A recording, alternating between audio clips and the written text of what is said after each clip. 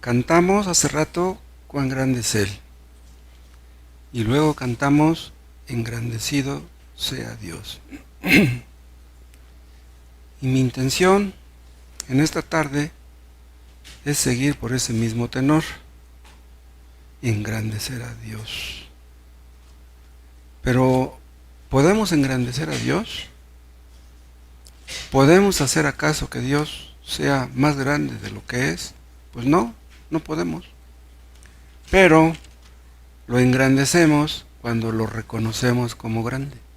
Lo engrandecemos en nuestra apreciación. Él no gana nada si lo engrandecemos, pero nosotros sí.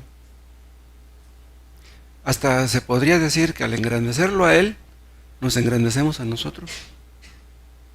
En un sentido. En la versión Valera revisada, la del 77, hay un título para este Salmo 90. Dice, la eternidad de Dios y la transitoriedad del hombre. Así dice. La transitoriedad habla de que estamos de paso. Dios es eterno. Nosotros estamos hoy aquí, mañana ya no. Mañana ya estamos muertos. Vean otra vez el Salmo 90.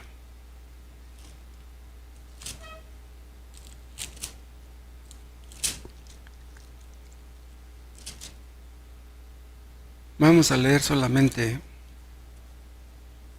el versículo número 2.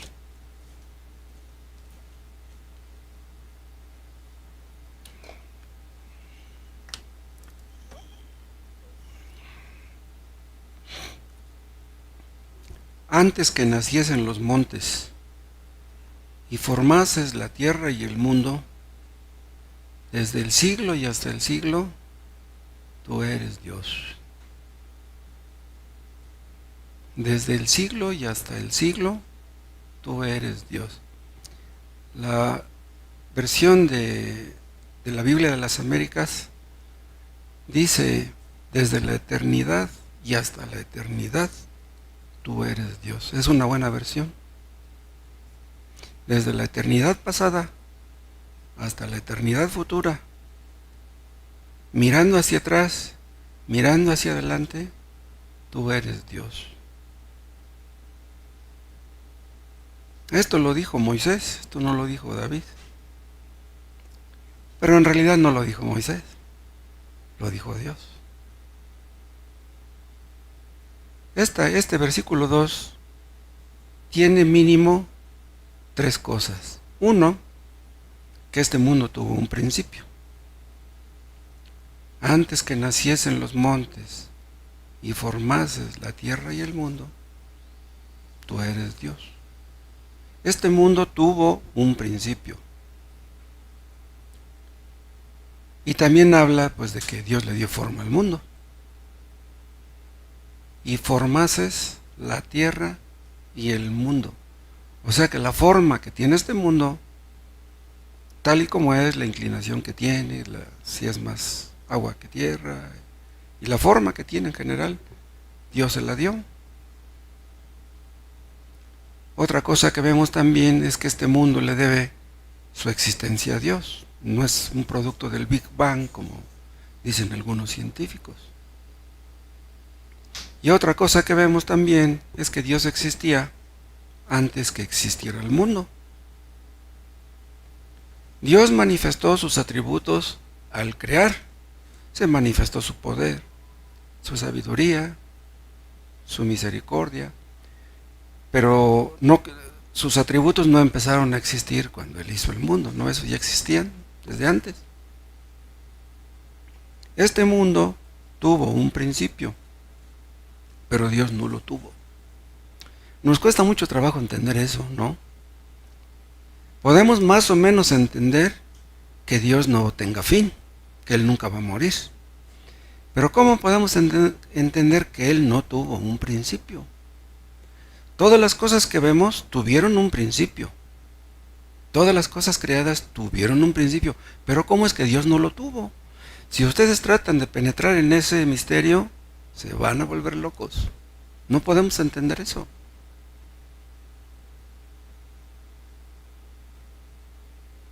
La eternidad es lo contrario al tiempo.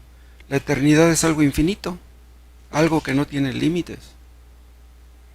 Si Dios tuviera un principio, forzosamente tendría un final. Todo lo que empieza tiene que terminar. Pero vean, Cristo vino al mundo y prometió la vida eterna a los que creerían en Él. Esto nos demuestra que Cristo es eterno. O sea, para que alguien pueda dar vida eterna, tiene que ser eterno.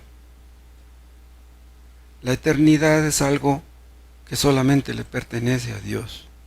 Vamos a ver algunas formas en las cuales se demuestra que Dios es eterno. Estoy usando material de Stephen Charnock,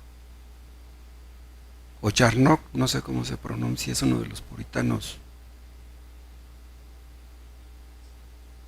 más célebres del siglo XVII. El hermano Daniel Chamberlain hizo un resumen de ese libro. Es un libro, el original es un libro como de 800 páginas. Pero el hermano Daniel hizo un resumen muy bueno. Entonces voy a usar tanto material de Charnock como de Chamberlain. Entonces veamos en primer lugar que Dios no tiene principio. Es lo que dice Génesis 1:1, el primer versículo de la Biblia. En el principio creó Dios los cielos y la tierra. El tiempo comenzó con la fundación del mundo. Cuando Dios hizo este mundo y empezó a girar sobre su eje y la traslación alrededor del sol, en ese momento empezó el tiempo. Fuera del tiempo solamente existe la eternidad. Este mundo fue creado por Dios y depende de que Dios lo sustente. O sea que si Dios no lo sustentara, este mundo ya habría dejado de existir. Es como un gran edificio. Un edificio necesita mantenimiento. Si no se le da mantenimiento, pues pronto colapsa. Este mundo parece que es autosustentable, pero ¿saben una cosa? En este mundo nada es autosustentable. El único autosustentable es Dios. Nosotros dependemos de Dios, pero Dios no depende de nadie. Dios no tiene principio y no tiene final tampoco. Entonces, este tema ocupará nuestra atención en los siguientes minutos. Que Dios nos ayude a desarrollarlo de una manera agradable a Dios y de bendición para todos. Padre, bendice tu palabra que vamos a ver en esta hora. Tú puedes hacerlo porque eres eterno y todopoderoso. Haz que tu palabra penetre en los corazones de todos. Ayúdanos, oh Dios, a doblar nuestras rodillas delante de ti, porque en efecto tú eres un Dios muy grande. Te lo pedimos por Cristo. Amén. Dios no tiene final, y eso lo menciona en otro salmo. Vean en el Salmo 102.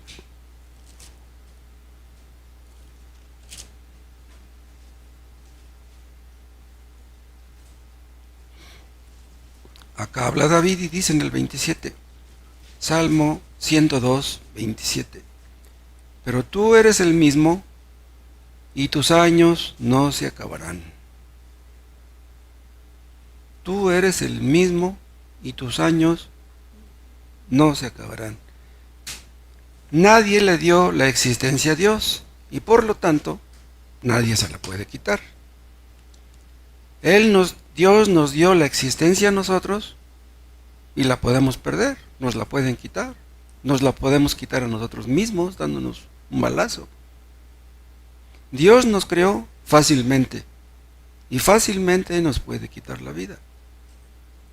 Los hombres perversos que no están de acuerdo con que Dios exista, quisieran acabar con Él, acabarían con Él si pudieran, pero no pueden.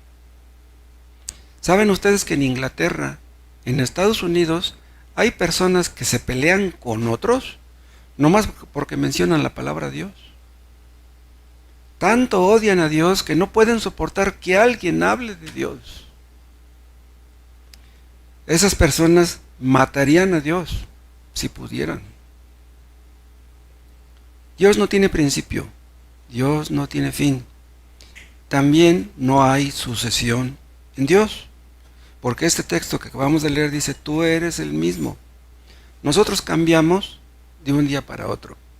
Al rato que salgamos de aquí, ya no seremos iguales que los que entramos. Algo habrá cambiado en nosotros, pero en Dios nada cambia. En nosotros tiene efecto el tiempo, pero en Dios no, porque Él está más allá del tiempo y del espacio. Nuestros pensamientos se suceden unos a otros. Así es nuestra mente. No podemos pensar bien en dos cosas al mismo tiempo. Tenemos que dedicarnos a pensar en algo. Hacemos planes de esa manera, a través de una sucesión de pensamientos. Pero en Dios no hay sucesión de pensamientos. Nosotros, por ejemplo, si nos sentamos, podemos hacer planes para el lunes, planes para el martes, para el miércoles. Hay personas que tienen una agenda para todas sus actividades, pero Dios no tiene agenda. Dios ve todas las cosas de un vistazo, de un golpe. Dios sabe lo que va a ocurrir mañana. ¿Por qué sabe lo que va a ocurrir? Porque Él decretó lo que acontecería mañana. Todas las cosas que acontecen en este mundo acontecen porque Dios lo decretó. ¿Te divorciaste? Dios quiso que te divorciaras. Te divorciaste por tu culpa, por tu pecado, por el pecado de tu pareja, por el pecado de ambos. Pero te divorciaste porque Dios quiso, y eso no es una contradicción. Por lo mismo, nada le toma a Dios por sorpresa. El pecado de Adán y Eva, ¿tomó a Dios por sorpresa? No. Dios ya sabía que Adán y Eva iban a pecar. Hay muchos necios que piensan que cuando Adán y Eva pecaron, Dios dijo, y esto ya me fallaron, ¿y ahora cómo le hago? Ni modo, pues voy a usar un plan B, porque la A no dio resultado. Como Dios es eterno, su poder es eterno, su bondad es eterna, su justicia es eterna, su sabiduría es eterna, su santidad es eterna, todo es eterno. Él es un Dios confiable, absolutamente confiable. Él es justo y santo. Él no puede hacer nada indebido, nada incorrecto, nada injusto. Y vean en segundo lugar, Dios tiene que ser eterno, debe ser eterno. Hablar de este tema nos supera, nos rebasa. A veces creemos como que conocemos algo de Dios. Y a veces pensamos como que lo conocemos. Pero saben una cosa, nosotros somos de ayer y no sabemos nada. ¿Cómo es que gusanos del polvo podemos hablar de un Dios eterno? ¿Saben por qué podemos? Porque el Dios eterno ha condescendido a hablarnos a nosotros. El salmo que vimos, 102, el 27, dice, pero tú eres el mismo y tus años no se acabarán. Esto lo dice Dios mismo, no lo dice David. O sea, es como si dijera, yo soy el mismo y mis años no se acabarán. Pero cuando dice, tú eres el mismo y tus años no se acabarán, quiere decir que está condescendiendo a hablar en nuestro idioma. O sea, nosotros hablamos de años, pues Dios usa la palabra años, no debiera usarla, pero la usa para nuestro beneficio. Dios nos habla en un lenguaje que podamos entender. Este versículo parece decir que Dios tiene años. Si Dios tuviera años, pues cumpliría años, pero eso no puede ser. Un bebé cumple su primer año, pues cuando pasa un año después de que nació. Podríamos decir que tiene un año más, pero no. Ese niño cuando cumple un año tiene un año menos. ¿Me explico? Tiene un año menos de vida. Pero Dios ni cumple ni tiene años de más ni tiene años de menos. Hay un versículo donde a Dios se le llama el anciano de días, pero Dios ni es anciano ni tiene días. Se le preguntó a Moisés le preguntó a Dios, ¿y si me dicen los israelitas? ¿Y si me dice Faraón que cuál es tu nombre? ¿Qué les voy a decir? Y Dios le dijo, tú diles que yo soy. Sí, pero ¿tú quién eres? Yo soy. Yo soy el que soy. ¿Qué quiere decir yo soy? ¿Qué quiere decir yo soy el que soy? Eso quiere decir que Él es eterno. La frase yo soy habla de la eternidad de Dios, de la autoexistencia de Dios, que Dios no le dio la existencia. Este nombre quiere decir que en Dios no hay pasado, ni presente, ni futuro. O más bien, no hay ni pasado ni futuro. Para Dios todo es un eterno presente. Todos los seres humanos tenemos pasado, todos tenemos futuro. Pero para Dios no hay ni pasado ni futuro. A Cristo se le llama en el Apocalipsis el que es, el que era y el que ha de venir. Eso es el que es y el que era es lo mismo que el yo soy. Cristo es yo soy, el yo soy. Entonces, cuando Cristo vino a nacer en el vientre de la Virgen María, Él no empezó a existir. Empezó a existir Jesús, pero no Cristo. Cristo es Dios. Jesús era del tiempo, Cristo es eterno. Si ustedes preguntan, si alguien pregunta, ¿quién es Moisés Luna? Yo voy a decir, yo soy. Yo soy ahorita que estoy vivo. Mañana ya estoy muerto, ya no soy. Yo era. ¿Sí? Pero eso no se puede aplicar a Dios. Todos en este mundo dejaremos de existir, pero Dios no tiene ese problema. Vean otra cosa, Dios tiene vida en sí mismo. Léanlo en Juan 5.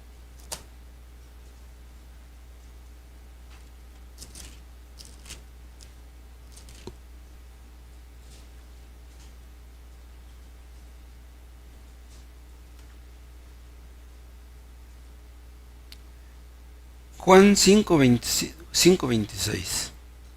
La primera frase nada más. Porque como el Padre tiene vida en sí mismo, vean, esto nadie lo puede decir excepto Dios. Ningún hombre tiene vida en sí mismo. Todos tenemos vida porque Dios nos la prestó. A Dios nadie se la prestó. Él tiene vida, posee vida en sí mismo.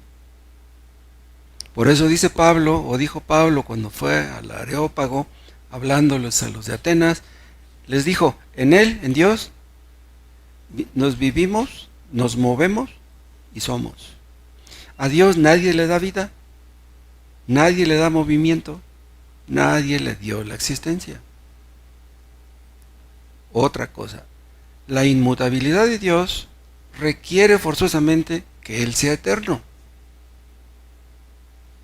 Ven, si Dios no hubiera existido y de repente hubiera empezado a existir, hubiera sido un cambio súper dramático. Pero nosotros leemos que Dios no cambia. Está escrito que Dios es perfecto en todos sus caminos. ¿Por qué es así? Porque Él es perfecto. Y si es perfecto, tiene que ser eterno.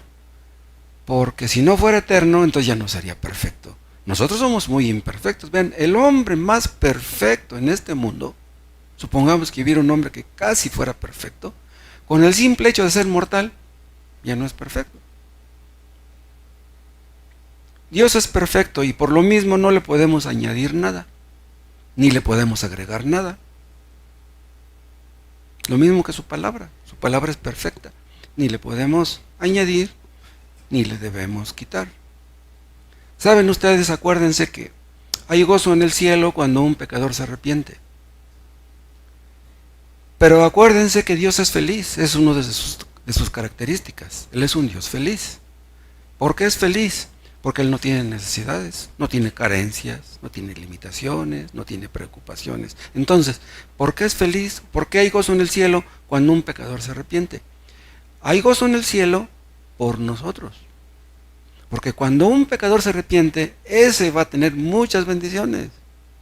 Pero si un pecador no se arrepiente, Dios no pierde nada.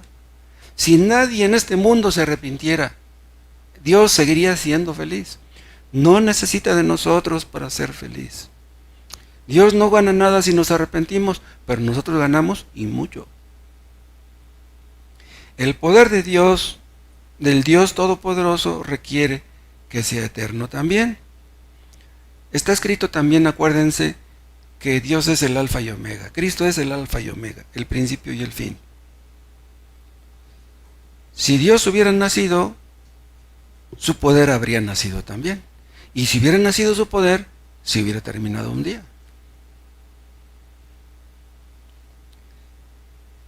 Pero eso no es posible. Donde no hay existencia, no hay poder. Si nunca se le va a acabar su poder, eso implica obviamente que Él es eterno. Imagínense que se le acabara su poder. ¿Qué sería de nosotros si se le acabara el poder? Hay hombres que tienen mucho poder, pues cuando son jóvenes. Hay unos que aguantan 100, 150 kilos aquí. Pero ya cuando llegan a los 70 años, ¿habrá un hombre de 70 años que aguante 150 kilos? Pues a lo mejor sí, pero yo lo dudo. ¿Sí? Todos los que tienen poder en este mundo llegaron a tenerlo y llegaron a perderlo. Pero como Él no llegó a tenerlo, pues no puede perderlo. Si Dios no fuera eterno, no sería la primera causa de todas las cosas, y lo es, Él es la primera causa. Nosotros existimos, pero vean, no era necesario que existiéramos. ¿O si era necesario? Este mundo funcionaba y funcionaba bien antes que nosotros naciéramos. Y funcionará cuando dejemos de existir. Pero si Dios no existiera, nada existiría. Vean lo que estoy diciendo. Si Dios no existiera, nada existiría. Es como alguien dijo, que la principal prueba de que Dios existe es la existencia del hombre. Si existe el hombre, tiene que existir Dios forzosamente.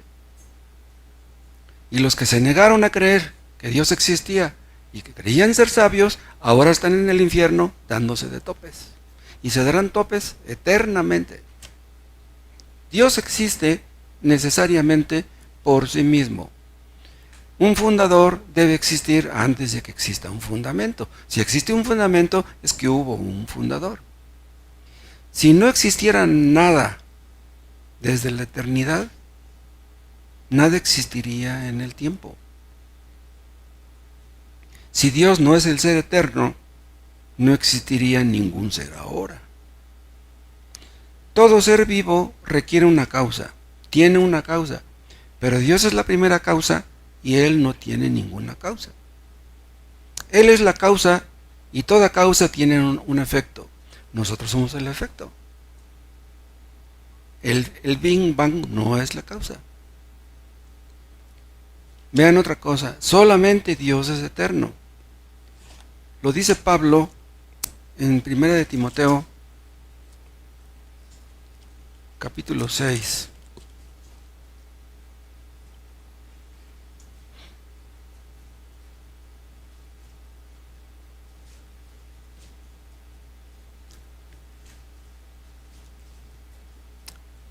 Primera de Timoteo 6, versículo 16. El único que tiene inmortalidad, vean, está hablando de Dios. El único que tiene inmortalidad, que habita en luz inaccesible, a quien ninguno de los hombres ha visto ni puede ver, al cual sea la honra y el imperio sempiterno. Amén. Nosotros tenemos, creyendo en Cristo, tenemos vida eterna, ¿sí? No la perderemos. Pero mirando hacia atrás, no somos eternos, el único eterno es Él. La existencia, la vida son intrínsecos a Él, inherentes a Él. La vida que nosotros tenemos nos ha sido prestada. Además otra cosa, nuestra vida es precaria. Y eso se aplica al hombre más rico del mundo. Es precaria, ¿por qué? Porque todos estamos sujetos a los achaques, a las enfermedades y a los problemas. ¿Creen ustedes que los hombres más ricos no tienen problemas? En este mundo todos somos dependientes. Es más, aun cuando estemos en el cielo, seguiremos siendo dependientes. Aun siendo eternos, dependeremos de Dios. Todas las cosas creadas son finitas. Solamente Dios es infinito y eterno. ¿Qué aprendemos de todo esto? Vamos a ver algunas cosas. Una cosa que vamos a ver que se infiere de todo esto es que Cristo es Dios. ¿Cómo llegamos a esa conclusión? Vean Colosenses capítulo 1.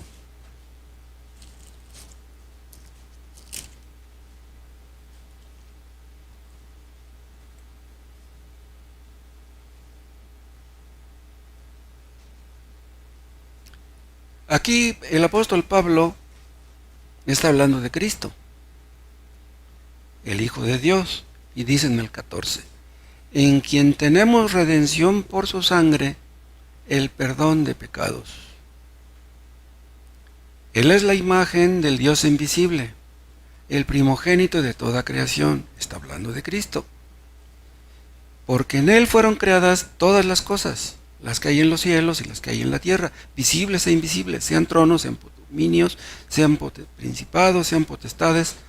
Todo fue creado por medio de Él y para Él. O sea, Él es el instrumento, ¿sí? El medio. Y dice el 17, y Él es antes de todas las cosas. Vean, si Cristo es antes de todas las cosas, quiere decir que Él es Dios. Quiere decir que Él es eterno.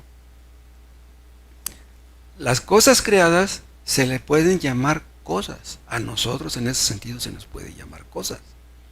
Pero a Dios no se le puede llamar cosa. Él es antes que todas las cosas. Y todas las cosas en Él subsisten, incluidos nosotros. Entonces vean, Cristo es eterno y dice también que todas las cosas en Él subsisten. O sea que si este mundo no se ha desintegrado y si nosotros vivimos, es porque Él nos sostiene. Si estamos vivos aún, no es porque seamos listos, ni muy precavidos, ni porque nos alimentemos bien. Porque hay muchas personas que son muy precavidas y muy quisquillosas en su alimentación y mueren jóvenes. Entonces, si vivimos, es porque Él nos ha sustentado, Cristo.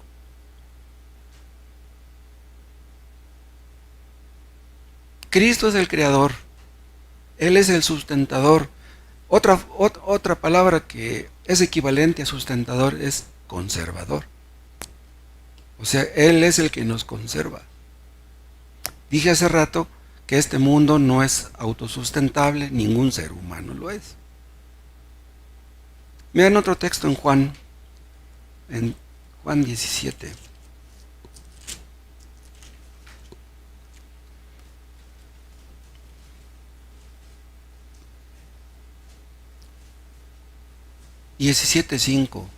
Juan 17:5. Ahora pues, Padre, glorifícame tú al lado tuyo con aquella gloria que tuve contigo antes que el mundo fuese. Vean, antes de que el mundo empezara a existir, Cristo existía en el cielo y tenía la gloria del Padre. Pero vean, dice, glorifícame tú al lado tuyo con aquella gloria que tuve contigo. Entonces, antes de que Cristo creara este mundo, ¿en el cielo había dos dioses? ¿El Padre y el Hijo? No. No había dos dioses, nomás había uno. ¿Pueden ustedes entender esto? Cristo tenía la misma gloria que Dios, el Padre, antes de venir al mundo. Vean otro texto en el libro de Miqueas.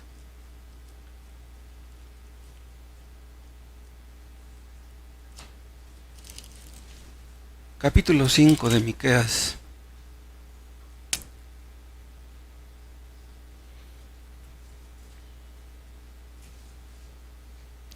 Este versículo 2 habla de cómo el profeta nos dice que Cristo, el Mesías, el Salvador del mundo, nacería en Belén.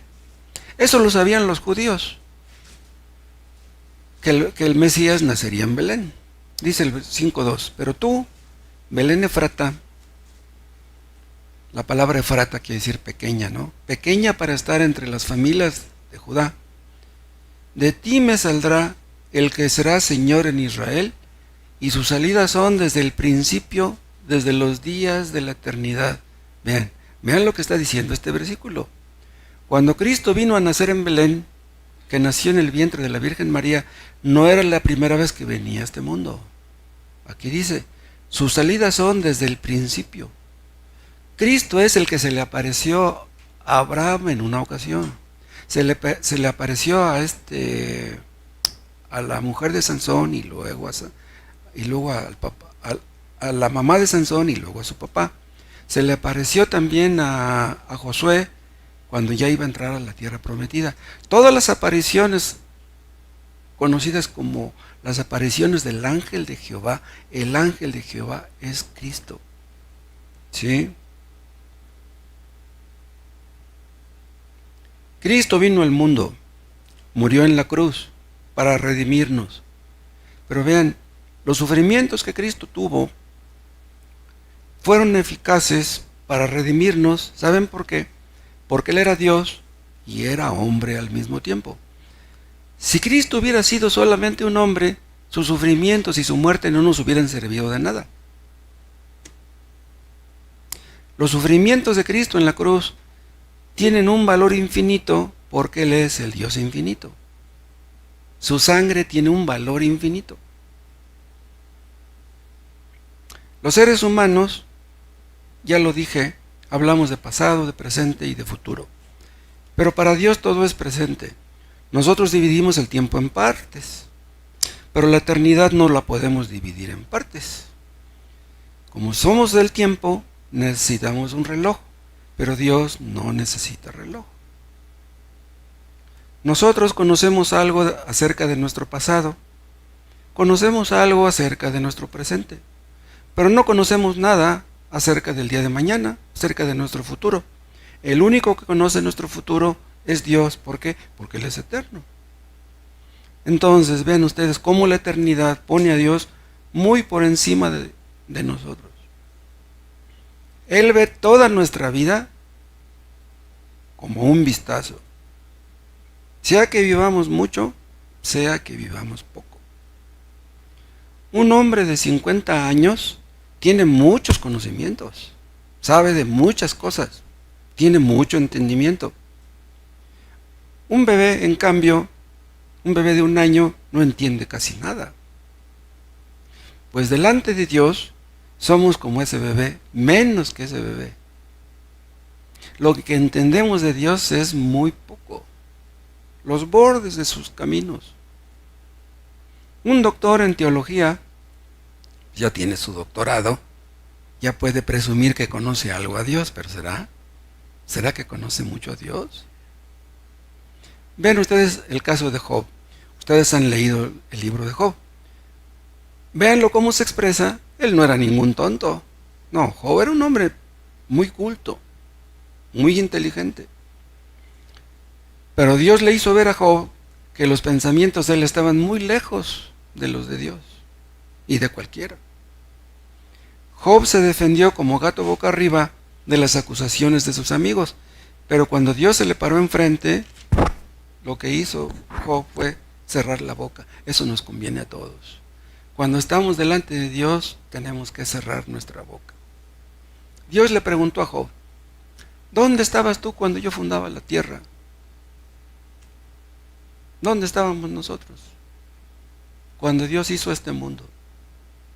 En ese libro de Job, ya en los últimos capítulos, Dios le hizo a Job 60 y tantas preguntas y no le pudo contestar ninguna. Si Dios nos quita la salud, hermanos, si Dios nos quita un hijo, un ser querido, si Dios nos quita nuestros ahorros, nuestro trabajo, ¿qué le vamos a decir? ¿Qué pasó, Señor? ¿Por qué me haces esto? Estás mal, estás equivocado. ¿Le diremos eso a Dios? Hermanos, haga lo que haga con nosotros, seremos sabios si cerramos la boca. A veces quisiéramos entender por qué Dios nos trata como nos trata. Quisiéramos entender por qué estamos en la situación que estamos. Hay personas que no están contentas con su trabajo, que no están contentas con su sueldo, que no están contentas con su pareja, no están contentas con sus hijos, no están contentos con vivir en México, con el gobierno, se quejan de esto y se quejan de todo. Hermanos, Dios nos dé lo que nos dé, nos trate como nos trate, Él no comete errores. Él es eterno, Él es muy grande, Él no comete errores. Y si entendemos que Él es muy grande, nos veremos como muy pequeños a nosotros mismos. Hay personas que se llenan de amargura porque Dios no les da lo que le piden. Dios está obligado a darnos lo que le pedimos. Hay personas que llegan al punto de pelearse con Dios. ¿Qué ganan con eso? Acuérdense que todo pecado que el hombre comete es un atentado en contra de un Dios muy grande, en contra de todos sus atributos, en contra de la eternidad de Dios también. Existen hijos que son capaces de matar a sus padres. ¿Por qué un hijo matará a un padre? Porque lo odia. Pero ¿por qué un hijo puede odiar a un padre? Hay hijos que odian a sus padres porque les dan órdenes, les prohíben cosas, porque no les compran cosas, porque no les dieron educación, no les dieron consejos, porque les pusieron muchas limitaciones. Por eso odian muchos a sus padres. ¿Hay algún motivo por que nosotros debiéramos odiar a Dios? Cada pecado que una persona comete es como decirle a Dios: prefiero que no existas tú. No quiero limitaciones, yo quiero vivir como me dé la gana, no quiero que tú me digas nada. Cada pecado que el hombre comete es el intento de querer acabar con Dios. Por eso es que Dios odia el pecado.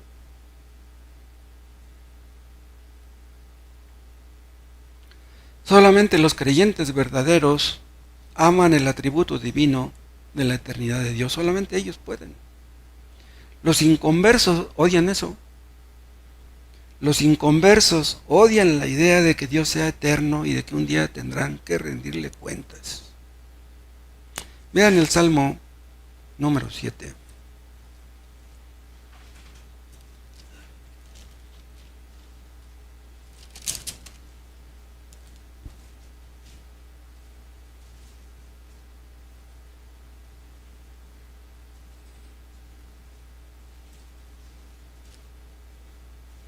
Aquí habla el rey David acerca de los paganos, de los impíos, de los ateos, de los que no quieren obedecer a Dios. Dice el 11: Dios es juez justo, y Dios está airado contra el impío todos los días. Vean, Dios está lleno de ira en contra de los pecadores, en contra de todos los que no le obedecen.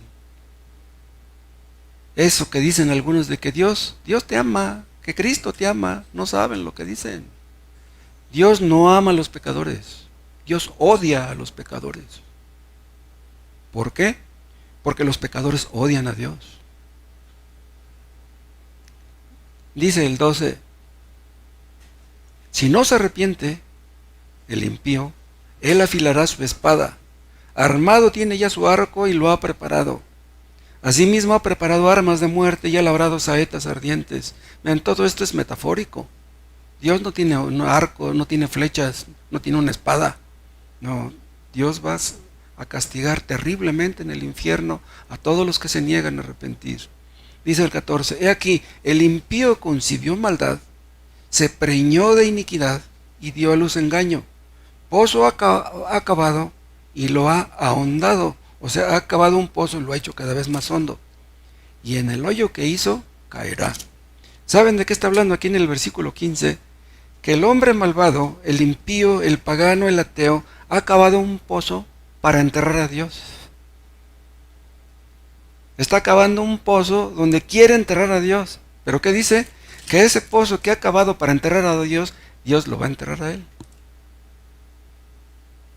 O sea, los que quieren destruir a Dios, Dios los destruirá a ellos.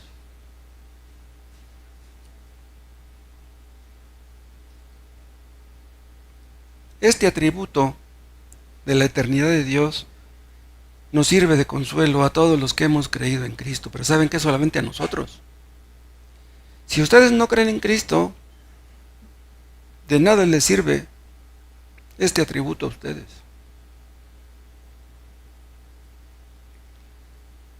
Si Dios fuera misericordioso, pero no fuera eterno, ¿saben qué? Nos pondríamos a temblar. No más de pensar que su misericordia pudiera acabarse. pero no se le puede acabar. ¿Por qué? Porque Él es eterno. Por eso es que los que hemos creído en su misericordia, los que nos hemos acogido a su misericordia, nos sirve de consuelo esto. Si Dios fuera bueno y fuera todopoderoso, pero no fuera eterno, pobres de nosotros. Pero como Dios es eterno, entonces su pacto de gracia es eterno. Y es por eso que los que creen en Cristo y tienen vida eterna ya nunca la van a perder. Es por eso que la salvación no se puede perder. Vean en el libro de Hebreos, en el capítulo 6.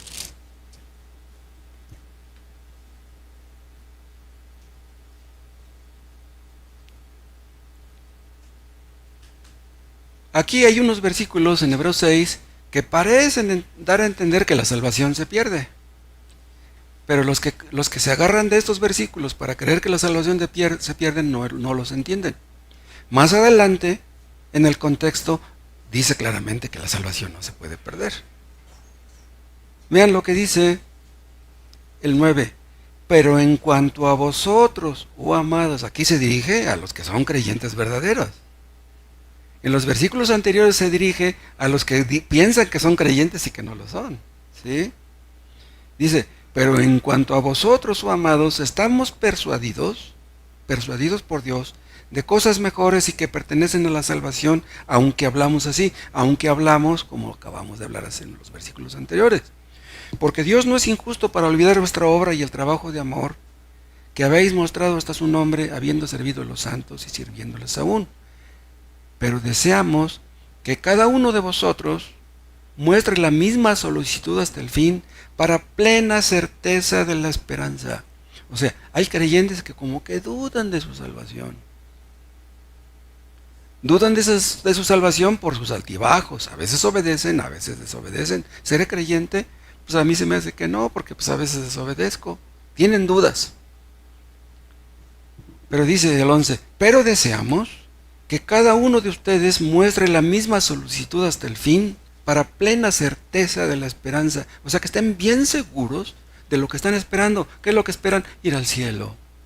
Que estés bien seguro de que cuando tú te mueras vas a ir al cielo. A fin de que no os hagáis perezosos, sino imitadores de aquellos que por la fe y la paciencia heredan las promesas. Vean, los creyentes no debemos ser perezosos. Debemos siempre estar luchando, esforzándonos, haciendo lo que tenemos que hacer. Por medio de la fe y la paciencia heredamos esas promesas, estamos seguros de que esas promesas son nuestras. Dice el 13, porque cuando Dios hizo la promesa a Abraham, no pudiendo jurar por otro mayor, juró por sí mismo. ¿Qué fue lo que le juró Dios a Abraham? Pues de bendecirlo a él y a su descendencia y a su simiente para siempre. Ese es el pacto de gracia, ¿sí? Dice el 13, porque cuando Dios hizo la promesa a Abraham, no pudiendo jurar por otro mayor, juró por sí mismo, diciendo, de cierto te bendeciré con abundancia y te multiplicaré grandemente. Esta palabra que dice de cierto es un juramento. Y hay frases de donde Dios habla y dice de cierto. Es un doble juramento. Dice, de cierto te bendeciré, dice. Pero no solamente a él, sino a su descendencia espiritual.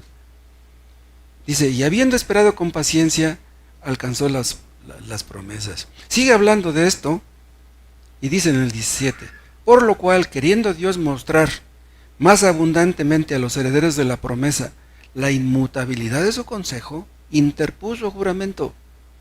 Vean, para que por dos cosas inmutables, en las cuales es imposible que Dios mienta, tengamos un fortísimo consuelo los que hemos acudido para asirnos de la esperanza puesta delante de nosotros, la cual tenemos como segura y firme ancla del alma y que penetra hasta dentro del velo. Vean, aquí Dios está jurando que esta salvación que nos ha dado en Cristo no nos la va a quitar.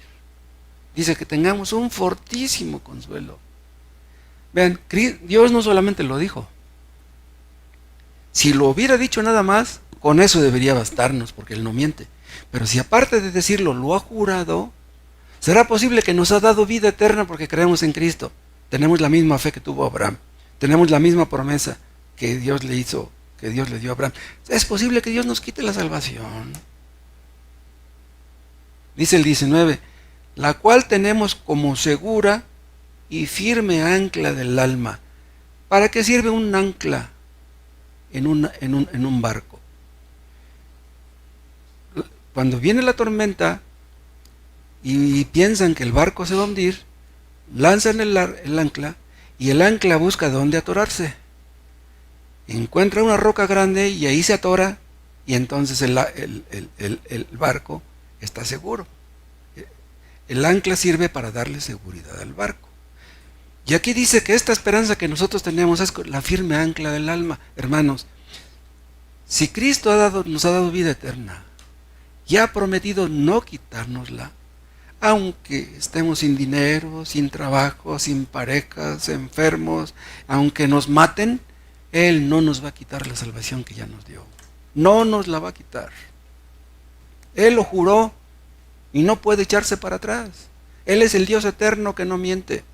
No puede decir una cosa ahora y luego otra mañana.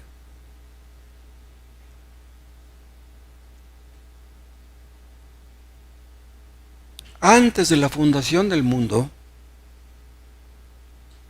Dios prometió dar vida eterna a su pueblo. Eso está en Tito capítulo 1. Chéquenlo.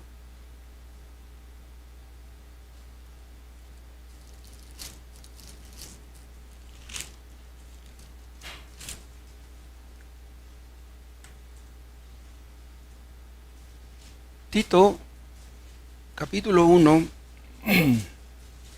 Vean desde un principio. Pablo, siervo de Dios y apóstol de Jesucristo, conforme a la fe de los escogidos de Dios y el conocimiento de la verdad que es según la piedad, en la esperanza de la vida eterna. Ven, es la esperanza que todos tenemos, una esperanza cierta y firme, la cual Dios, que no miente, prometió desde antes del principio de los siglos. ¿A quién le prometió esta vida eterna Dios? A nosotros no, obviamente, porque no existíamos. Esto habla del pacto eterno entre el Padre, el Hijo y el Espíritu Santo. El Padre se comprometió a crear el mundo.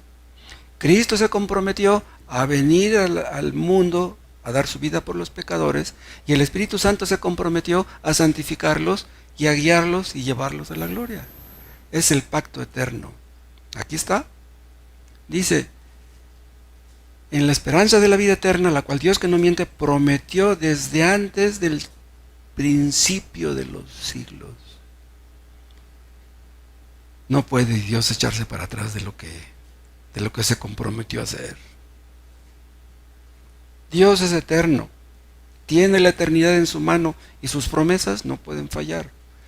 Además, otra cosa, Dios se ha comprometido, hermanos, busquen el Salmo 48, a ser nuestro para siempre. Este es un versículo precioso.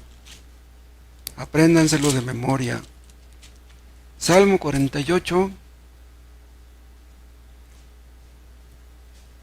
Este versículo nos conviene aprendérnoslo ya cuando estemos cerca del ataúd, ya cuando estemos cerca de la muerte, podemos repetirlo con confianza. 48:14. Porque este Dios es Dios nuestro eternamente y para siempre, vean. Él nos guiará aún más allá de la muerte. Si Él nos ha guiado aquí, con más razón nos va a guiar allá. Si Él es nuestro aquí, ¿cómo va a dejar de ser nuestro allá? Él es Dios nuestro eternamente y para siempre. Es nuestro estando aquí. Será nuestro después que hayamos muertos.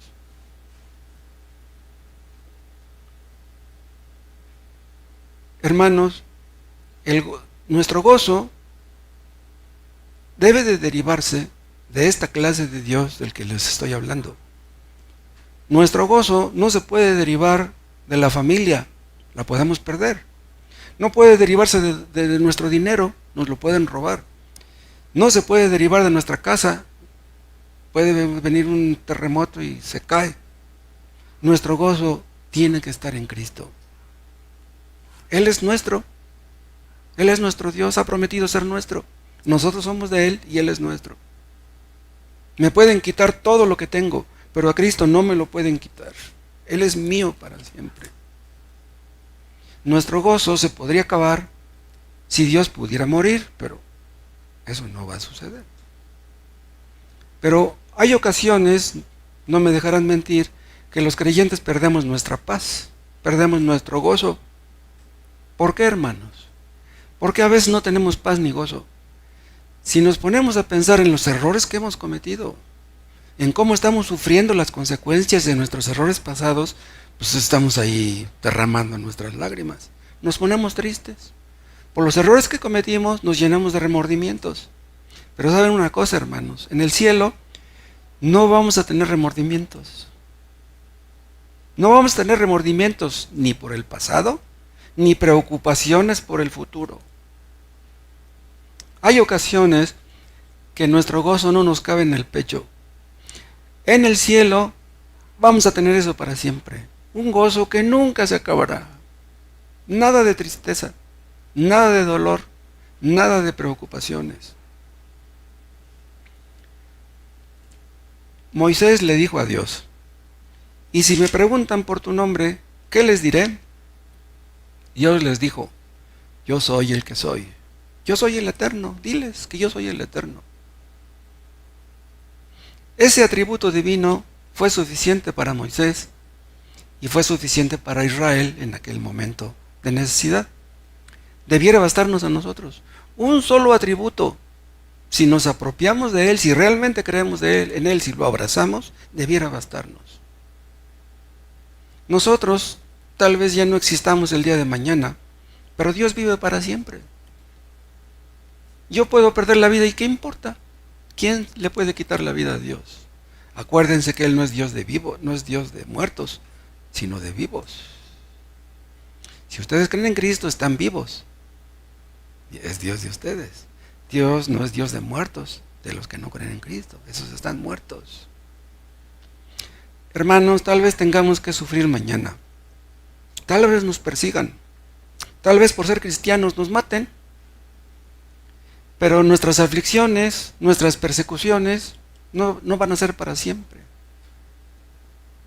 Va a llegar el momento en que moriremos e iremos con Cristo para siempre.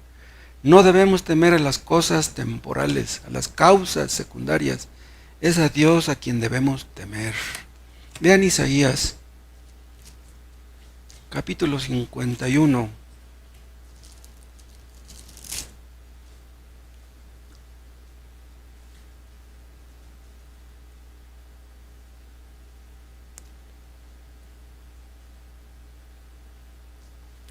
Vean el versículo 12, Isaías 51, 12. Yo soy vuestro consolador. ¿Quién eres tú para que tengas temor del hombre que es mortal? Vean lo que dice aquí Isaías. ¿Quién eres tú para que tengas temor del hombre que es mortal? O sea, como diciendo, a quien debes de temer es al inmortal, no al mortal. Dice, ¿quién eres tú?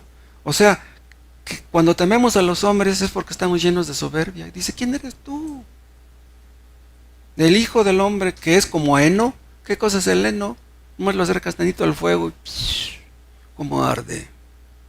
Dice, y del hijo del hombre que es como heno, y ya te has olvidado de Jehová tu hacedor, que extendió los cielos y fundó la tierra, y todo el día temiste continuamente del furor del que aflige, cuando se disponía para destruir. Pero ¿en dónde está el furor del que aflige? ¿Por qué tememos a los hombres cuando nos olvidamos de nuestro Dios? Pero si meditáramos más a menudo en la clase de Dios que tenemos, en su poder, en su grandeza, en lugar de temer a los hombres, temeríamos a Dios. Como Dios es todopoderoso, grande y santo, Él merece todo nuestro temor, toda nuestra confianza. Por siempre, jamás.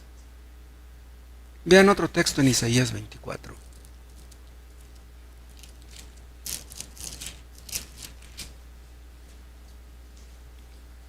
No, Isaías 26. 26:4. 26:4. Confiad en Jehová perpetuamente, para siempre, porque en Jehová el Señor está la fortaleza de los siglos. Vean, cuando dudamos de Dios, cuando desconfiamos de Dios, es cuando nos sentimos débiles. Cuando confiamos en Dios es cuando nos sentimos fuertes. Él es digno de toda nuestra confianza.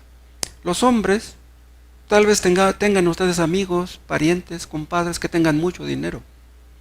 Pero por mucho que los aprecien esas personas, fallan de una manera o de otra, pero nuestro Dios nunca nos fallará. Este tema, por último, de la eternidad de Dios nos sirve también, ¿saben de qué? De exhortación. Es posible que algunos pecados que cometimos hace muchos años se nos hayan olvidado, pero a Dios no. A Dios no se le olvidan nuestros pecados. En ocasiones nosotros nos acordamos de nuestros pecados pasados. Nos ayuda eso. ¿Por qué? Porque eso nos humilla. ¿De qué podemos presumir? Tantas tonterías que hemos cometido. Y eso es bueno. Cualquier cosa que nos humilla es bueno. Si nos comparamos con los demás, pues a lo mejor no nos vemos como grandes pecadores, pero si nos comparamos con el Eterno, nos vemos como nada. Dios dice, yo soy el que soy. Él es eterno, Él es autoexistente. Pero nosotros existimos porque Dios nos sustenta. Dios nos hizo del polvo y al polvo volveremos. Dios nos compara con la hierba, con una flor, con la niebla, con el vapor, como el humo. Todos estos elementos se van así, duran por un momento. Hay un versículo que dice que para Dios 1000 años son como un día, ¿se acuerdan? Para Dios 1000 años son como un día. ¿Cuántos años vivió Matusalén? 969. ¿No vivió ni un día? Para Dios no vivió ni un día. ¿Saben cuándo fueron creados los ángeles?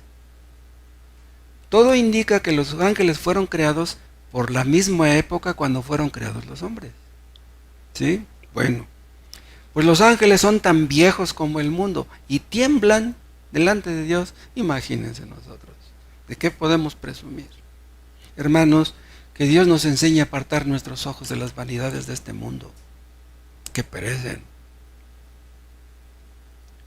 Este mundo parece como que tiene muchos años, pues delante de Dios este mundo tiene menos de una semana. Que Dios nos limpie de nuestros ídolos. Hermanos, estamos de paso en este mundo. Somos ciudadanos del mundo, del cielo. Y nada de lo que hay en este mundo nos puede llenar. ¿Para qué Dios nos creó, hermanos? Dios nos creó para tener comunión con Él. Para que nos gozáramos en Él. Para que disfrutáramos de Él. Hay personas que viven para las cosas de este mundo, se preocupan tanto por las cosas de este mundo, y las cosas más importantes ni en cuenta, pierden lo más por lo menos. Vean otro texto en 1 Timoteo, en el capítulo 1.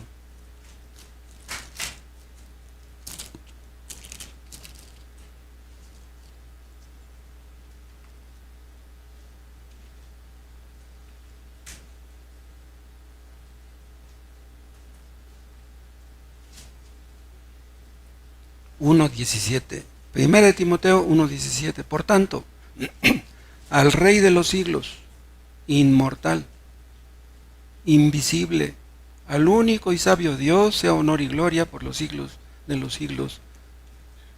Amén. A Él sea toda la gloria, hermanos. Déjenme concluir diciéndoles esto. El pecado es atractivo. Por eso tantos lo buscan. Cuando nosotros estamos dormidos, a las 2 de la mañana, a las 3 de la mañana, ¿cuántas personas hay pecando? En los antros, tomando, en los hoteles. ¿Cuántas personas andan en la maldad? Ríen y cantan, Pobres personas, llorarán eternamente. Que Dios nos enseñe, hermanos, a pensar en Dios continuamente, que seamos conducidos a pensar en que Él es eterno, en que un día estaremos frente a Él. Todos nosotros, hermanos, todos estaremos delante de Él, frente a Él un día. Como Dios es eterno, merece todo nuestro amor y toda nuestra confianza, toda nuestra obediencia. Hermanos, no busquemos las cosas que Dios pueda darnos, busquémosle a Él. Él es mejor que todo. Que Dios nos enseñe a servirle con alegría. Dios dijo, está escrito, que si le servimos, Él recompensará todo lo que hagamos por Él. Es poco lo que hemos visto acerca de este atributo. La verdad es que es muy poco lo que le conocemos. Pero ¿saben una cosa? Dios quiere ser conocido. Dios puede ser conocido. Quiere que le conozcamos. Estaba leyendo yo un libro de Jonathan Edwards ayer y llegó un momento que sentí como que mi cabeza iba a explotar. Dije, no, ya mejor no sigo leyendo. No me entra en la cabeza Jonathan Edwards. No. Me puse a pensar, Jonathan Edwards conocía mucho a Dios, pero ¿realmente lo conocía mucho? Pablo fue al tercer cielo, vio a Cristo, escuchó a Cristo, le reveló a Cristo muchas cosas, y dice en Filipenses 2, a fin de conocerle.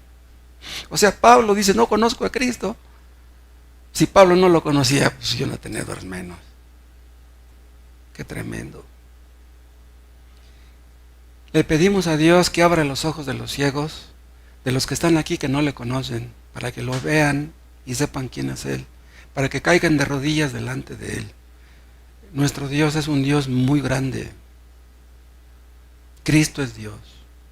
Doblemos nuestras rodillas delante de Cristo. Él ha prometido darle vida eterna a todos los que creen en Él. ¿Nunca lo han hecho? ¿Nunca han obedecido? Háganlo ahora. Te damos gracias, Padre. Gracias por tu palabra, porque tú eres un Dios muy grande. Ayúdanos a entenderte más, a conocerte un poco más, y a obedecerte y a temerte y a vivir el resto de vida que nos quede, sea poca o mucha, para tu gloria, para darte a conocer, que los hombres sepan quién eres tú. Te lo pedimos en el nombre de Cristo Jesús. Amén.